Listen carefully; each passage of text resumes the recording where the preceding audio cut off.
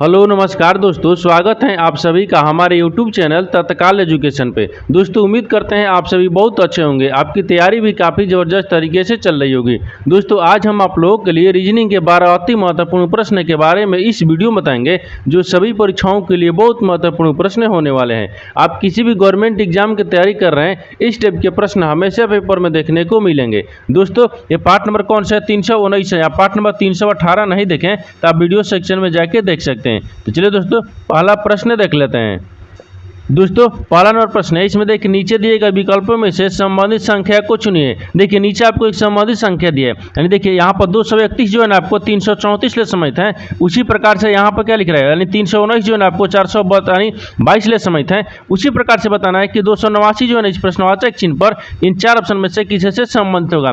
देखिए यहाँ पर सबसे पहले ध्यान से देखते हैं कि यहाँ पर क्या लिख रहा है। यहाँ पर 200 क्या लिख रहा है, यानी 231 ले आपको क्या लिख रहा है, 334 लिख रहा है। किस प्रकार से लिख रहा है, देखिए तो यहाँ पर 200 क्या करेंगे, 200 यहाँ पर 31 लिखा है तो 231 में क्या करते हैं, तो 231 में अगर 103 को जोड़ देंगे, जब 103 को जोड़ देंगे तो कितना गया, यानी 334 आ जाएगा। उसी प्रकार से यहाँ पर देखिए यानी 300 क्या लिख रहा है, 19 लिख रहा है। 319 क्या लिख रहा है, यहाँ पर 422 लिख रहा है। तो 319 में देखिए यहाँ पर क्या करते हैं, 319 में क्या करेंगे, 103 को जोड़ देंगे। जब 103 को जोड़ देंगे कितना आएगा, 422 आ जाएगा। ठीक उसी प्रकार से जब दोनों में क्या करेंगे 103 जुड़े हैं तो इसमें भी क्या करेंगे 103 को जोड़ेंगे। देखिए तो यहाँ पर 289 लिख रहा है तो 289 में क्या करते हैं, तो 289 में आपको 103 को जोड़ देंगे। जब 289 में 103 को जोड़ देंगे तो कितना आ जाएगा, यहाँ पर 392 आ जाएगा। कितना आ जाएगा, 392 आ जाएगा। तो यहाँ पर इस प्रश्नवाचक चिन्ह पर क्या हो जाएगा, 392 हो जाएगा। तो 392 को देखते हैं किस ऑप्शन में दिया है, यानी ऑप्शन नंबर कौन सा हो जाएगा, ऑप्शन नंबर आपका 20 सही हो जाएगा। दोस्तों मैं उम्मीद करता हूँ इस प्रश्न को भी आप अच्छी तरह से समझ पाएंगे। चलिए दोस्तों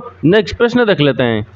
दोस्तों दूसरा नंबर प्रश्न है, इसमें देखिए नीचे दी गई श्रृंखला श्रेणी में प्रश्नवाचक चिन्ह के स्थान पर कौन सी संख्या आएगी। देखिए नीचे आपको यहाँ पर एक श्रृंखला दी है, इन श्रृंखला में बताना है कि इस प्रश्नवाचक चिन्ह पर इन चार ऑप्शन में से कौन सी संख्या को यहाँ पर भरा जाएगा। देखिए यहाँ पर सबसे पहले ध्यान से देखते हैं श्रृंखला किस प्रकार से चल रहा है। देखिए यहाँ पर श्रृंखला किस प्रकार से चल रहा है, यहाँ पर क्या हो रहा है, यहाँ पर 2 से क्या हो रहा है, यहाँ पर देखिए 3 हो रहा है, 3 से क्या हो रहा है, 4 हो रहा है, 4 से क्या हो रहा है, यहाँ पर 9 हो रहा है, 9 से क्या हो रहा है, यानी 6 हो रहा है, 6 से क्या हो रहा है, 27 हो रहा है, 27 से 8 हो रहा है, 8 ले क्या हो रहा है, 81 हो रहा है, 81 से क्या हो रहा है, 10 हो रहा है, और 10 ले आपको अगला संख्या को ज्ञात करना है। देखिए तो श्रृंखला किस प्रकार से चल रहा है, देखिए यहाँ पर क्या लिख रहे हैं, 2 से क्या लिख रहे हैं, 3 लिख रहे हैं। तो 2 में क्या करते हैं, 1 को जोड़ देंगे, 3 आ गया। 3 से क्या लिख रहे हैं, यहाँ पर 4 लिख रहे हैं। तो यहाँ पर 3 में 1 को जोड़ देंगे तो कितना आ गया, 4 आ गया। लेकिन देखिए यहाँ पर 4 से क्या लिख रहे हैं, यानी 9 लिख रहे हैं। तो 4 में क्या करेंगे, 4 में आपको 5 को जोड़ेंगे तो 9 आ जाएगा। अब फिर देखिए यानी 9 से क्या लिख रहे हैं, यहाँ पर 6 आ गया। देखिए ये श्रृंखला आपको अच्छे तरीके से चल रहा है, ये सीरीज नहीं चल रहा है। तो इसमें क्या करेंगे, इस प्रकार से आपको सोल्व नहीं किया जा सकता है। क्या करेंगे, इसमें थोड़ा सा इसमें लॉजिक लगाएंगे। क्या करेंगे, लॉजिक लगाएंगे यहाँ, यानी कि देखिए श्रृंखला को ध्यान से देखिए, इसमें क्या दिख रहा है, यानी श्रृंखला को ध्यान से देखने के बाद में क्या दिख रहा है, देखिए यहाँ पर क्या दिख रहा है, देखिए यहाँ पर 2 से क्या दिख रहा है, यहाँ पर 4 दिख रहा है, यानी एक संख्या छोड़कर 4 से क्या लिख रहा है, यहाँ पर देखिए 6 हो रहा है, और 6 से देखिए यहाँ पर क्या हो रहा है, 8 हो रहा है, 8 से क्या हो रहा है, यहाँ पर देखिए 10 हो रहा है, और 10 ले क्या करेंगे, यहाँ पर छोड़ देंगे, 10 तक रहेगा, क्योंकि एक संख्या छोड़कर ना लिख रहे हैं, एक संख्या छोड़कर लिखेंगे। ठीक उसी प्रकार से देखिए यहाँ पर क्या लिख रहे हैं, यानी 2 से क्या लिख रहे हैं, 2 से आपको 8 यानी 4 लिख रहे हैं। 2 से जब 4 लिख रहे हैं तो 2 में क्या कर रहे हैं, 2 में अगर 2 को जोड़ देंगे तो कितना गया, 4 आ जाएगा। और देखिए यहाँ पर 4 से क्या लिख रहे हैं, यहाँ पर 6 लिख रहे हैं। तो 4 में क्या करेंगे, 2 को जोड़ देते हैं, तो 2 को जोड़ देंगे तो यहाँ पर देखिए कितना गया, 6 आ गया। और 6 से देखिए यहाँ पर क्या लिख रहे हैं, 8 लिख रहे हैं। तो 6 में क्या करेंगे, 2 को जोड़ देंगे, कितना गया, 8 आ जाएगा। और 8 में देखिए 8 ले क्या लिख रहे हैं, 10 लिख रहे हैं। तो 8 में भी क्या करेंगे, 2 को जोड़ देंगे तो कितना गया, 10 आ गया, यानी 2 को जोड़ रहा है। फिर इसके बाद में क्या करेंगे, यानी और देखिए इसमें करते हैं।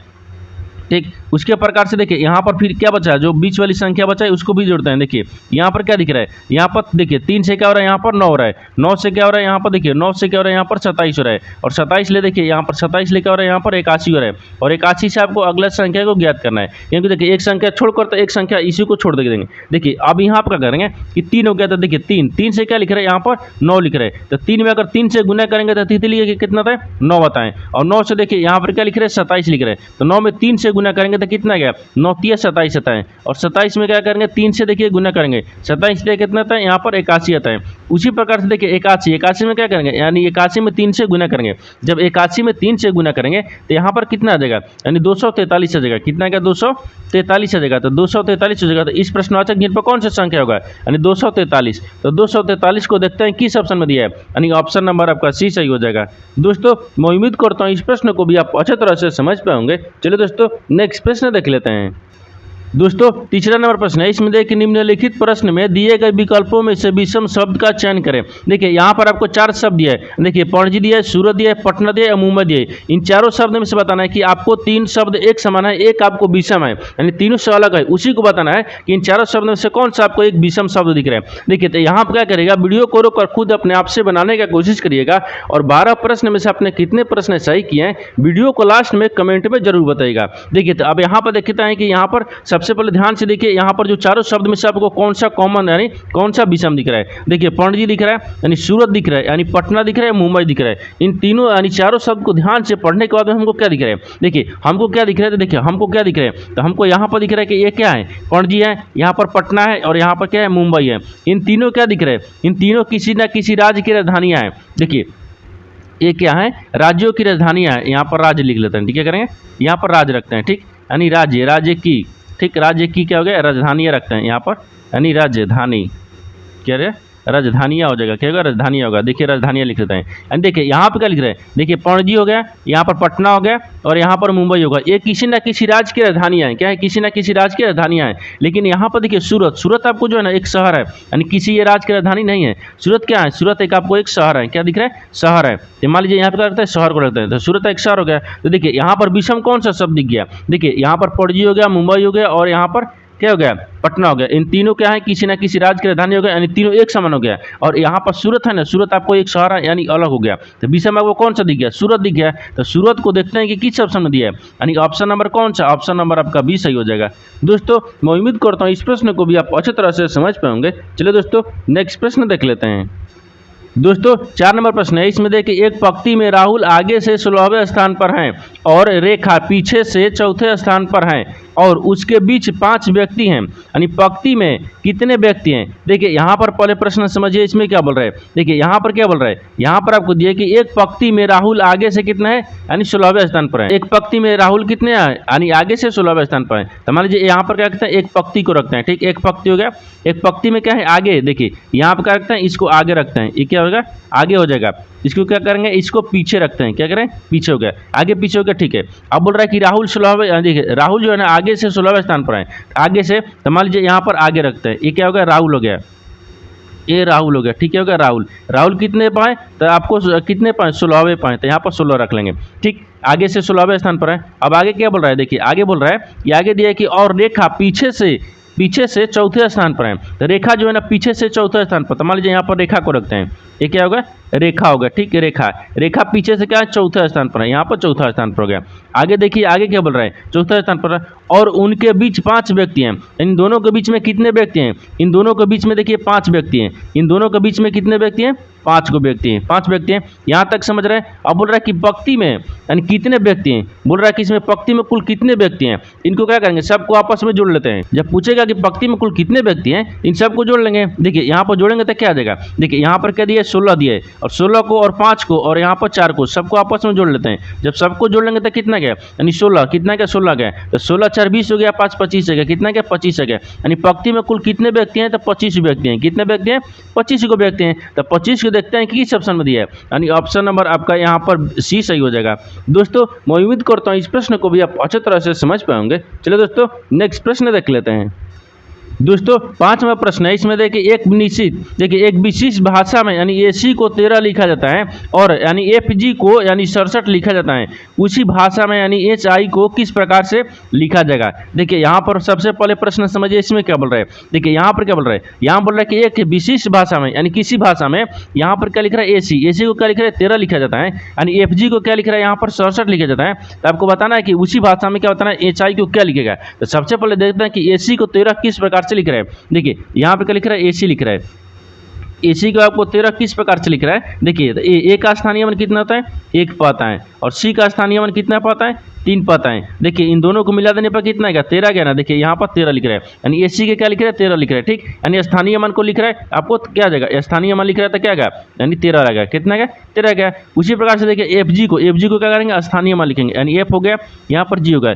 इसको क्या लिख रहा है, यहाँ पर 67 लिख रहा है, क्या लिखा है, 67 लिख रहा है। ये किस प्रकार से लिख रहा है, देखिए F का स्थानीय मान कितना होता है, F कितने पाता है, 6 पाव, यानी G कितने पाता है, 7 पाव। देखिए इन दोनों को मिला देने पर कितना आ गया, देखिए 67 आ गया ना। तो देखिए आपको 67 लिखा है, यानी स्थानीय मान लिख रहा है तो आपको स्थानीय मान लिख रहा है, देखिए यानी ए और सी को स्थानीय मान लिख रहा है तो 13 लिख रहा है, और एफ और जी को स्थानीय मान लिख रहे हैं तो यहाँ पर 67 लिख रहे हैं। उसी प्रकार से एच आई को क्या करेंगे, स्थानीय मान रखेंगे। देखिए एच हो गया, यहाँ पर एच हो गया और यहाँ पर आई आ गया, इसको क्या लिखेंगे, स्थानीय मान। तो एच कितने पाता है, 8 पाता है, और आई कितने पाता है, 9 पाता है। इन दोनों को मिला देने पर कितना गया, 89 आएगा। कितना गया, 89 आएगा। तो यहाँ पर जो एच आई है ना, एच आई को आपको 89 लिखेगा। तो 89 को देखते हैं किस ऑप्शन में दिया है, यानी ऑप्शन नंबर आपका ए सही हो जाएगा। दोस्तों मैं उम्मीद करता हूँ इस प्रश्न को भी आप अच्छी तरह से समझ पाएंगे। चलो दोस्तों नेक्स्ट प्रश्न देख लेते हैं।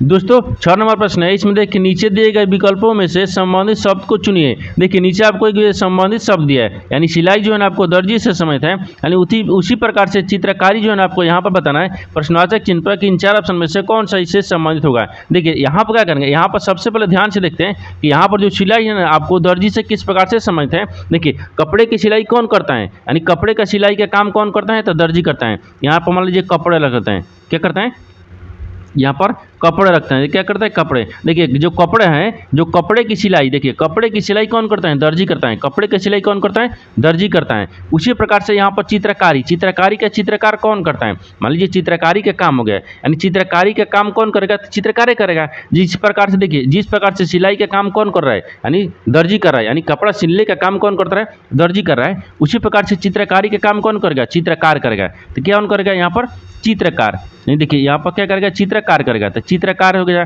यहाँ पर क्या हो जाएगा, काम को रख लेते हैं। मान लीजिए यहाँ पर भी काम रखते हैं, और यहाँ पर मान लीजिए कपड़ा नहीं होगा तो क्या हो जाएगा, काम को रख लेते हैं। देखिए यहाँ पर क्या हो जाएगा, काम हो गया। जैसे में देखिए सिलाई, सिलाई जो है ना कपड़े कौन सीता है, तो कपड़े आपको सिलाई, यानी सिलाई का काम कौन करता है, दर्जी करता है। मान लीजिए सिलाई का काम कौन करता है, दर्जी करता है। यानी चित्रकारी का काम कौन करता है, तो चित्रकार करता है। चित्रकारी का काम कौन करता है, चित्रकार करता है। तो यहाँ पर क्या हो जाएगा, चित्रकार समझते होगा, यानी चित्रकारी जो है ना आपको चित्रकार से समझता है। तो चित्रकार को देखते हैं किस ऑप्शन में दिया है, यानी ऑप्शन नंबर आपका बी सही हो जाएगा। दोस्तों मैं उम्मीद करता हूँ इस प्रश्न को भी आप अच्छी तरह से समझ पाएंगे। चलिए दोस्तों नेक्स्ट प्रश्न देख लेते हैं।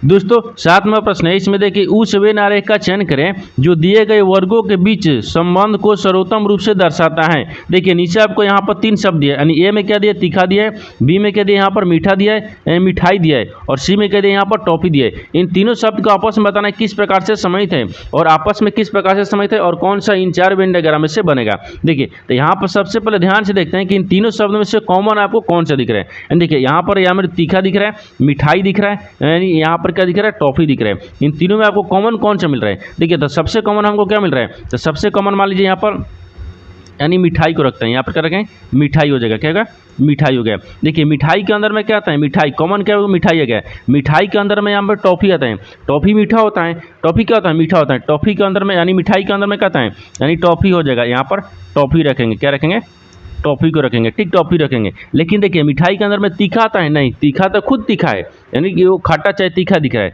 ये आपको क्या मिठाई के अंदर में नहीं आता है। इससे क्या हो जाएगा, ये आपको अलग हो जाएगा। क्या हो जाएगा, यहाँ पर अलग हो गया। देखिए यहाँ पर क्या हो जाएगा, यानी तीखा अलग हो जाएगा। क्या हो जाएगा, तीखा अलग हो गया। देखिए जिस प्रकार से आपको सबसे कॉमन क्या दिख रहा है, सबसे कॉमन आपको मिठाई दिख रहा है। मिठाई के अंदर में क्या दिख रहा है, यहाँ पर टॉफी दिख रहा है, यानी मिठाई के अंदर में क्या आता है, यहाँ पर टॉफी आता है। क्या आता है, टॉफी आता है। तो यहाँ पर टॉफी हो गया। अब उसी प्रकार से देखिए मिठाई के अंदर में तीखा नहीं आता, तो तीखा क्या होगा, तीखा आपको अलग हो गया। क्या होगा, तीखा आपका अलग हो जाएगा। तो तीखा का जो वेन डायग्राम है ना अलग हो जाएगा। देखिए आपस में इस प्रकार से समझते हैं, और इस तरह का वेन डायग्राम देखते हैं कि इस तरह का वेन डायग्राम किस ऑप्शन में बन रहा है, ठीक, यानी इस तरह का ऑप्शन नंबर किस में बन रहा है, ऑप्शन नंबर आपका किस में बन रहा है, तो सी में बन रहा है, यानी ऑप्शन नंबर आपका सी क्या हो जाएगा, सही हो जाएगा। दोस्तों मैं उम्मीद करता हूँ इस प्रश्न को भी आप अच्छे तरह से समझ पाएंगे। चलिए दोस्तों नेक्स्ट प्रश्न देख लेते हैं। दोस्तों 8 नंबर प्रश्न है, इसमें देखिए 26 जनवरी 1996 से यानी 15 मई 1996 तक यानी कितने दिन होंगे। देखिए यहाँ पर क्या पूछा है कि दोनों दिन शामिल करने पर। देखिए पहले प्रश्न समझिए इसमें क्या बोल रहा है। देखिए यहाँ पर क्या बोल रहा है कि 26 जनवरी 1996 यानी 26 जनवरी 1996 से यहाँ पर बोल रहा है कि 15 मई 1996 तक के कुल दिनों की संख्या बताना है। क्या बताना है, दिनों की संख्या बताना है। और यहाँ पर बोल रहा है कि दोनों दिन शामिल करना है, यानी दोनों दिन शामिल करने पर यानी देख क्या बोल रहा है, दोनों दिन का मतलब क्या बोल रहा है, यानी 26 दिन। देखिए 26 तारीख को भी और 15 तारीख को भी शामिल करेंगे। क्या करेंगे, 26 तारीख को और 15 तारीख को भी शामिल करेंगे। जैसे देखिए यहाँ पर देखिए समझिए देखिए यहाँ पर क्या बोल रहा है कि 26 तारीख से लेकर और यहाँ पर 15 मई के 15 मई तक यानी 1996 में आपको कितने दिनों की संख्या इसको ज्ञात करना है। देखिए तो यहाँ पर 26 को तो 26 लिख लेंगे, क्या करेंगे 26 दिन, तो 26 दिन यानी जनवरी पूछ रहे हैं, तो जनवरी के बाद में मान लीजिए देखिए यहाँ पर 26 है गया, 26 के बाद में कहते हैं 27 आता है, 27 के बाद में 28 आता है, 28 के बाद में यहाँ पर 29 आएगा, 29 के बाद में यहाँ पर क्या आएगा 30 आएगा, फिर यहाँ पर 31 आएगा। इन दिनों की संख्या कितना है देखिए 2 2 4 2 6 आ गया, कितना का 6 आ गया, यानी दिनों की संख्या कितना का 6 आ गया। देखिए तो यहाँ पर क्या करेंगे, यहाँ पर जनवरी में कितने दिन हो गया, तो जनवरी में आपको क्या बोल रहा है, जनवरी में आपको 26 दिन 26 आ रहा है ना, यहाँ पर जनवरी में कितने दिन बचा है, तो जनवरी में आपको क्या बच रहा है, तो जनवरी में आपको यहाँ पर 6 दिन हो गया, क्या होगा 6 दिन हो गया। मान लीजिए इसको क्या रखते हैं जनवरी रख लेते हैं, यहाँ पर मान लीजिए जे रख लेते हैं, जनवरी हो गया ठीक, जनवरी में 6 दिन हो गया। अब फिर इसके बाद में प्लस करेंगे, अब जनवरी के बाद में कौन सा महीना आता है, फरवरी आता है, तो फरवरी कितने दिन का महीना होता है, देखिए जब फरवरी कितने दिन का महीना होगा तो 29 दिन का महीना लगेगा, क्योंकि देखिए यहाँ पर क्या लिख रहे हैं 1996 लिख रहे हैं, 1996 में जब 4 से भाग करेंगे तो पूरे कट जा रहा है, जब पूरे कट जा रहा है तो ये लीप वर्ष है, तो लीप वर्ष में क्या होता है 29 का महीना लगता है। फरवरी जो है जब लीप वर्ष होता है यानी 4 से भाग करने पर कट जा रहा है, तो यहाँ पर लीप वर्ष आ गया, तो लीप वर्ष में क्या करेंगे, लीप वर्ष आएगा ना, तो लीप वर्ष में यहाँ पर जो 29 जब महीना है ना आपको फरवरी 29 का महीना लगता है, तो 29 का महीना लगेगा, तो यहाँ पर क्या करेंगे 29 जोड़ लेंगे, ये क्या हो गया यानी फरवरी हो गया, क्या फरवरी हो गया। फिर उसके बाद में क्या आ जाएगा फरवरी मार्च, मार्च क्या आता है, तो मार्च कितने महीना होता है, तो मार्च आपको 31 का महीना होता है, यहाँ पर क्या करेंगे यहाँ पर मार्च को रख लेते हैं, मार्च हो गया। मार्च के बाद में फिर क्या आता है अप्रैल आएगा, तो अप्रैल कितने दिन का महीना होता है, तो यहाँ पर यानी अप्रैल 30 दिन का महीना होता है, क्या होता है अप्रैल 30 दिन का महीना होता है। अप्रैल के बाद में यहाँ पर क्या आएगा 15 मई, यानी 15 मई, मई क्यों कर रखे हैं 15 दिन रखते हैं, ये मान लीजिए मई हो गया। देखिए यहाँ पर उसी प्रकार से बोल रहा है कि यहाँ पर 26 जनवरी से लेकर 1996 में और यहाँ पर 15 मई 1996 तक की कुल दिनों की संख्या बताना है। देखिए तो यहाँ पर जोड़ लिए कि देखिए 26 जनवरी में कितने दिन बच रहे हैं 6 दिन बच रहे हैं, और 29 यानी यहाँ पर यानी जो फरवरी है तो फरवरी में आपको क्या 29 दिन हो गया, और यहाँ पर देखिए मार्च में 31 दिन हो गया, और उसके बाद में क्या हो गया यहाँ पर अप्रैल में कितना गया 30 दिन हो गया, और यहाँ पर मई में कितने दिन 15 दिन, क्योंकि 15 ही तारीख तक पूछ रहे थे 15 दिन लेंगे। अब देखिए इन सबको क्या करेंगे आपस में जोड़ लेंगे, जब सबको आपस में जोड़ लेंगे तो कितना गया देखिए 6 दिन 29 दिन 30 दिन और 30 दिन 31 दिन 30 दिन 15 दिन, इन सबको आपस में जोड़ने के बाद में कितना आता है 111 दिन, कितना आता है 111 दिन आता है, कितना आता है 111 दिन, तो 111 दिन आ जाएगा। तो यहाँ पर पूछा वही है कि कितने दिन है, देखिए कितने दिन तक होंगे, तो दिनों की संख्या कितना है 11 दिन, 111 दिन, तो 111 दिन देखेंगे किस ऑप्शन में दिया है, यानी ऑप्शन नंबर आपका डी सही हो जाएगा। दोस्तों मैं उम्मीद करता हूँ इस प्रश्न को भी आप अच्छी तरह से समझ पाएंगे। चलिए दोस्तों नेक्स्ट प्रश्न देख लेते हैं।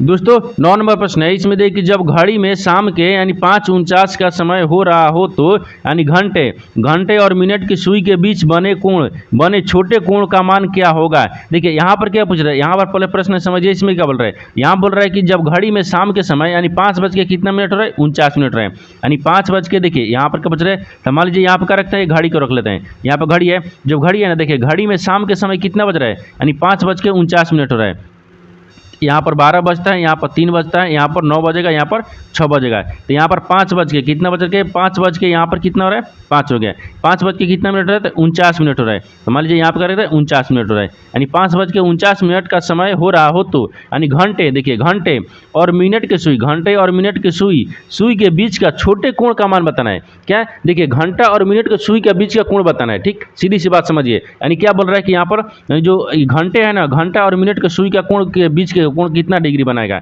देखिए तो यहाँ पर क्या करते हैं, तो यहाँ पर एक फार्मूला होता है, जब डिग्री कोण दोनों में पूछेगा कि डिग्री कोण बताना है, इसमें एक फार्मूला होता है, फार्मूला देखिए क्या आता है, यानी 11 बटा कितना होता है 11/2 यानी मिनट, यहाँ पर क्या होगा गुने मिनट होता है, फिर माइनस कितना होगा घंटा, यानी घंटा गुने कितना होता है यहाँ पर 30 होता है, कितना होता है 30 होता है। ये क्या है आपको फार्मूला है, तो फार्मूला हो गया। अब इस फार्मूला पर ही सोल्व करेंगे, जैसे में देखिए यहाँ पर 11 हो गया, तो यहाँ पर क्या कहते हैं 11 बटा कितना रखेंगे 2 रखेंगे, मिनट कितना पूछ रहे हैं 49 मिनट, तो 49 रखेंगे, फिर यानी घंटा कितना 5 मिनट, देखिए 5 मिनट है यानी 5 घंटा है, देखिए 5 घंटा 49 मिनट ना, तो 5 बज रहा है तो 5 घंटा हो गया, फिर गुने कितना दिया 30 दिया। अब इनको क्या करेंगे सोल्व करेंगे, देखिए जब सोल्व करेंगे तो यहाँ पर कितना आ जाएगा, यहाँ पर कितना आ जाएगा, तो 5 नहीं 15 गया, कितना गया 15 आ जाएगा। तो यहाँ पर क्या करेंगे, यहाँ पर मान लीजिए इसको क्या करते हैं भाग कर लेते हैं। जब देखिए अगर यहाँ पर यहाँ पर क्या दिया, यहाँ पर 11 दिए ना, यहाँ पर क्या लिख रहा है 11 लिख रहा है, देखिए हम 12 लिख दिए, क्या लिखे हैं यहाँ पर 11 लिखना है, क्या लिखना है यहाँ पर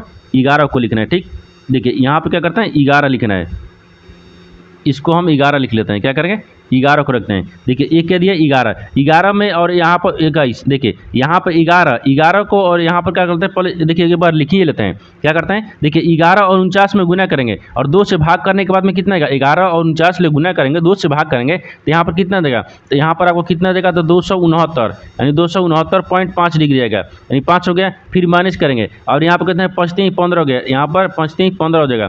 तो जब 5 3 15 आ गया, देखिए जब यहाँ पर 5 3 15 आ गया तो यहाँ पर कितने का 150 आ गया। देखिए यहाँ पर इसको गुना करने के बाद में यानी 11 गुने 49 गुना किए, 2 से भाग करने के बाद 269.5 आ गया। और यहाँ पर यानी 5 गुने 30 ले गुना करें तो 5 3 15 यानी 150 आ गया। अब इन दोनों को क्या करेंगे, आपस में माइनस कर लेंगे। जब दोनों को आपस में माइनस करेंगे, देखिए 269 यानी 269 आ गया, 269.5 में से माइनस करेंगे तो यहाँ पर कितना देगा, 119.5 डिग्री आएगा। कितना का 119.5 डिग्री आएगा, तो 119.5 डिग्री हो जाएगा। यानी देखिए घंटा और मिनट, यहाँ पूछ रहे हैं कि घंटे और मिनट की सुई के बीच की कोण कितना होगा, तो यहाँ पर कितना कोण का मान कितना आ रहा है, यानी 119.5 डिग्री आ रहा है। तो 119.5 देखेंगे किस ऑप्शन में दिया है, यानी ऑप्शन नंबर आपका डी क्या हो जाएगा, सही हो जाएगा। दोस्तों मैं उम्मीद करता हूँ इस प्रश्न को भी आप अच्छी तरह से समझ पाएंगे। चलिए दोस्तों नेक्स्ट प्रश्न देख लेते हैं।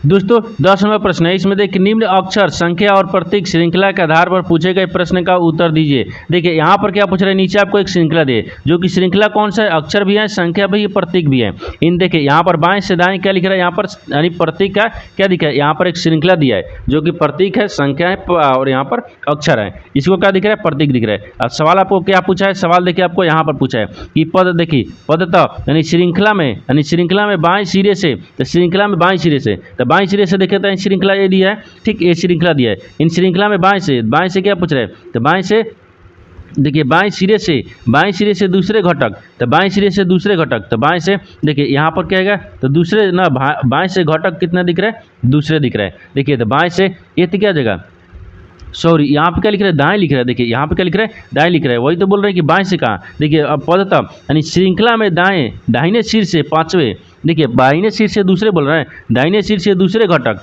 दाहिने तो दाहिने ई हो गया, ठीक, दाहिने से दूसरे घटक क्या दिख रहा है, ई दिख रहा है, दाहिने से दूसरा घटक ई दिख रहा है। और बोल रहा है कि और बाएं सिरे से पांचवें घटक के बीच कितने अक्षर हैं, तो यानी बाएं से क्या पूछ रहे हैं कि पांचवें, तो 2 2 4 1 पांचवें हो गया, कितना गया, पांचवें आ गया, पांचवें घटक हो गया। इन दोनों के बीच में बताना है कि कितने, देखिए इन दोनों के बीच में आपको बताना है कि कितने अक्षर हैं। देखिए पूछ रहा है कि इन पांचवें घटक के यानी बीच कितने अक्षर हैं। देखिए यहाँ पर पांचवें और दूसरे के बीच में कुल कितने अक्षर दिख रहे हैं, क्या दिख रहे हैं, अक्षर दिख रहा है। हमको क्या बताना है, अक्षर को बताना है। देखिए तो अक्षर कौन सा दिख रहा है, देखिए यहाँ पर एक जेड दिख रहा है और ए दिख रहा है, इसके बाद में कहीं दिख रहा है, नहीं दिख रहा है। यानी देखिए यहाँ पर देखिए यानी पांचवें और दूसरे के बीच में कुल कितने अक्षर दिख रहे हैं, तो देखिए यहाँ पर जेड हो गया, फिर यहाँ पर ए हो गया, यानी 2 अक्षर दिख रहा है। क्या दिख रहा है, यहाँ पर 2 अक्षर दिख रहे हैं। यहाँ पर क्या रखते हैं, 2, ठीक 2 अक्षर को रखते हैं, यानी 2 अक्षर, यानी 2 अक्षर क्या जगह है, यानी 2 अक्षर हैं, कितने हैं, 2 अक्षर हैं। तो 2 को देखेंगे किस ऑप्शन में दिख रहा है, यानी ऑप्शन नंबर आपका सी सही हो जाएगा। दोस्तों मैं उम्मीद करता हूँ इस प्रश्न को भी आप अच्छी तरह से समझ पाएंगे। चलिए दोस्तों नेक्स्ट प्रश्न देख लेते हैं। दोस्तों 11 नंबर प्रश्न है, इसमें देखिए देखिए यहाँ पर यदि अंक 3 के स्थान और अंक 4 के स्थान को परस्पर बदल दिया जाए और यहाँ पर अंक 5 के स्थान और अंक 3 के स्थान को परस्पर बदल दिया जाए तो दिए गए व्यंजन का मान कितना होगा। देखिए यहाँ पर पहले प्रश्न समझिए, इसमें क्या बोल रहे हैं। देखिए यहाँ पर मान लीजिए एक नीचे क्या दिया आपको, यहाँ पर समीकरण दिया है यानी व्यंजन दिया है।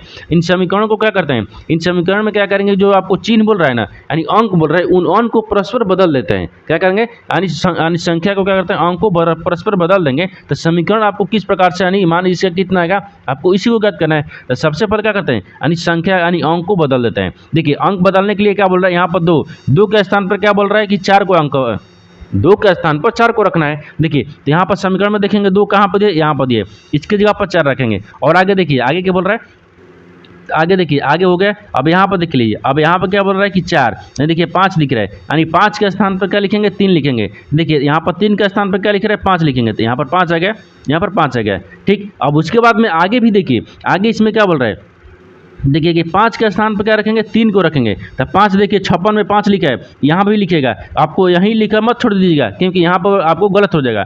आप देखिए यहाँ पर 56 लिखा है, तो 56 में क्या बोल रहा है, 5 की जगह पर 3 को रखना है और 3 की जगह पर 5 को रखना है। देखिए 3 की जगह पर 5 रख दिए, लेकिन 5 की जगह पर क्या बोल रहा है, 3 को भी रखना है। तो 5 की जगह पर यहाँ पर 3 को रख लेते हैं, यानी 3 हो गया। अब उसी प्रकार से देखिए यहाँ पर 2 रखा है, तो 2 के बाद में क्या लिखे हैं, देखिए 4 रखे हैं, लेकिन यहाँ पर देखिए 4 के बदला भी 2 रखना है, 4 के बदला भी 2 रखना है, क्योंकि यहाँ पर देखिए यहाँ पर 47 में क्या रखें, यहाँ पर 2 रख लेंगे, क्योंकि देखिए ये बोल रहा है कि यानी अंकों को परस्पर बदल दिया जाए, यानी दोनों का आपस में संख्या को क्या करें, बदल देंगे। तो समीकरण बताना है। देखिए यहाँ पर कितना है, अब समीकरण कितना है, 27 प्लस कितना है, यहाँ पर 36 आ गया, ठीक 36 आ गया, फिर भागा कितना गया, यहाँ पर 6 आ गया, फिर यहाँ पर कितना गया, माइनस कितना दिए, 4 दिए, और गुना कितना यहाँ पर 5 दिए। अब यहाँ पर क्या करेंगे, सोल्व करेंगे। देखिए जब सोल्व करेंगे तो 6 के 36 कट गया, यानी 6 के 36 कट गया, और 36 को इसमें जोड़ लेंगे। देखिए यानी 6 के 36 कट गया, तो 27 को और 6 को जोड़ेंगे तो यहाँ पर कितना गया, 33 आ गया, कितना गया 33, और 33 में 4 5 20 हो गया। यहाँ पर देखिए माइनस का चिन्ह दिया है, और यहाँ पर कितना गया, 20 आ गया, यहाँ पर 20 आ गया। देखिए 33 में से क्या करते हैं, 20 को माइनस कर लेते हैं। जब 33 में से 20 को माइनस करेंगे तो यहाँ पर कितना आएगा, 13 आ जाएगा, कितना गया 13 आ जाएगा। इसको क्या करेंगे, यानी सोल्व हो गया, यानी यहाँ पर इसका दिए गए व्यंजन का मान कितना गया, 13 आ जाएगा। तो 13 देखते हैं किस ऑप्शन में दिया है, यानी ऑप्शन नंबर आपका डी सही हो जाएगा। दोस्तों मैं उम्मीद करता हूँ इस प्रश्न को भी आप अच्छे तरह से समझ पाएंगे। चलिए दोस्तों नेक्स्ट प्रश्न देख लेते हैं। दोस्तों 12 नंबर प्रश्न है, इसमें देखिए कथनों को पढ़े और दिए गए विकल्पों में से निष्कर्ष को चुनिए। देखिए कथन को पढ़ना है और दिए गए निष्कर्ष में से आपको प्रश्न को यानी सोल्व करना है। देखिए यहाँ पर जब कथन निष्कर्ष दिया रहेगा तो आपको क्या करना है, कथन के आधार पर डायग्राम को बनाते हैं, लेकिन निष्कर्ष के आधार पर क्या करेंगे, प्रश्न को सोल्व किया जाता है। तो सबसे पहले क्या करते हैं कि कथन को क्या बोल रहा है, उसके आधार को डायग्राम को बना लेते हैं। जिसमें देखिए यहाँ पर कथन क्या बोल रहा है कि कुछ बांसें वैन है, यानी कुछ जो बांस है क्या है, वैन है। तो मान लीजिए कुछ बांस को यहाँ पर वैन रख लेते हैं। तो मान लीजिए यहाँ पर क्या रखते हैं, यहाँ पर बैन को रखते हैं, ठीक है, हो जाएगा, यहाँ पर बैन हो गया, यानी कुछ बैन क्या दिख रहा है, बॉस है, क्या है, बॉसें हैं, तो यहाँ पर बॉस को रखते हैं, ठीक है, बॉस हो गया। यहाँ बोल रहा है कि कुछ बॉसें क्या है, बैन है, तो कुछ बॉसें देखिए यहाँ पर कुछ बॉसें क्या हो गया, बैन हो गया, यहाँ तक तो ठीक है। अब देखिए आगे क्या बोल रहा है कि सभी वैन ट्रक हैं, लेकिन सभी जो वैन है ना क्या है, ट्रक है। तो सभी वैन को क्या करते हैं, यहाँ पर ट्रक में रखते हैं, सभी बॉस को यानी वैन को क्या रखते हैं, यहाँ पर यानी ट्रक में रखते हैं, ये क्या है, ट्रक हो गया, यहाँ तक ठीक है। आगे बोल रहा है कि कुछ यानी कुछ बस है क्या है, कार हैं, कुछ जो बस हैं क्या है, कार है, तो कुछ बसों को यहाँ पर क्या करते हैं, कार में रखते हैं, यानी कार हो गया, कुछ बस से क्या हो गया, कार हो गया। ये तो आपको कथन बोल रहा था, उसके आधार पर तो हम डायग्राम को बना दिए, लेकिन निष्कर्ष आपको क्या बोल रहा है, इसी के आधार पर तो प्रश्न को सोल्व करेंगे। देखिए निष्कर्ष क्या बोल रहा है, निष्कर्ष बोल रहा है पहला में कि कुछ ट्रक बसें हैं, कुछ जो ट्रक है ना क्या है, बसें हैं। तो मान लीजिए देखिए ये क्या दिख रहा है, ये वाला आपको ट्रक दिख रहा है, क्या दिख रहा है, ट्रक दिख रहा है, यानी कुछ ट्रक देखिए यहाँ पर बस दिख रहा है, देखिए यहाँ पर मिल रहा है ना, कुछ ट्रक ये बस दिख रहा है, यहाँ पर कुछ ही ट्रक हो गया, ये वाला बस हो गया, यानी कुछ ट्रक बस दिख रहा है, ये आपको सही बोल रहा है, क्या बोल रहा है, सही बोल रहा है। दूसरा देखते हैं, दूसरा क्या बोल रहा है कि कुछ कार ट्रक हैं, यानी कुछ कार क्या है, ट्रक हैं। देखिए ये वाला क्या दिख रहा है आपको, कार दिख रहा है, ये वाला कार दिख रहा है, और कार में देखिए, कार में और ट्रक में देखिए किसी प्रकार से आपस में समझ दिख रहा है, नहीं दिख रहा है, यानी इसका मतलब क्या दिख रहा है, इसका मतलब ये गलत बोल रहा है, क्या बोल रहा है, गलत बोल रहा है, यानी क्या बोल रहा है, गलत बोल रहा है, यानी वन यानी पहला सही बोल रहा है और दूसरा क्या बोल रहा है, गलत बोल रहा है। तो यहाँ पर देखेंगे निष्कर्ष में यानी 4 ऑप्शन में से कौन सा ऑप्शन होगा, देखिए यानी केवल निष्कर्ष 2 पालन करता है, यानी ऑप्शन नंबर क्या हो जाएगा, ऑप्शन नंबर बी आपका सही, यानी देखिए यहाँ पर बोल रहा है कि केवल निष्कर्ष 1 पालन करते हैं, यानी ऑप्शन नंबर बी क्या हो जाएगा, सही हो जाएगा। दोस्तों मैं उम्मीद करता हूँ इस प्रश्न को भी आप अच्छे तरह से समझ पाएंगे। तो चलिए दोस्तों नेक्स्ट वीडियो में मिलते हैं, तब तक जय हिंद दोस्तों।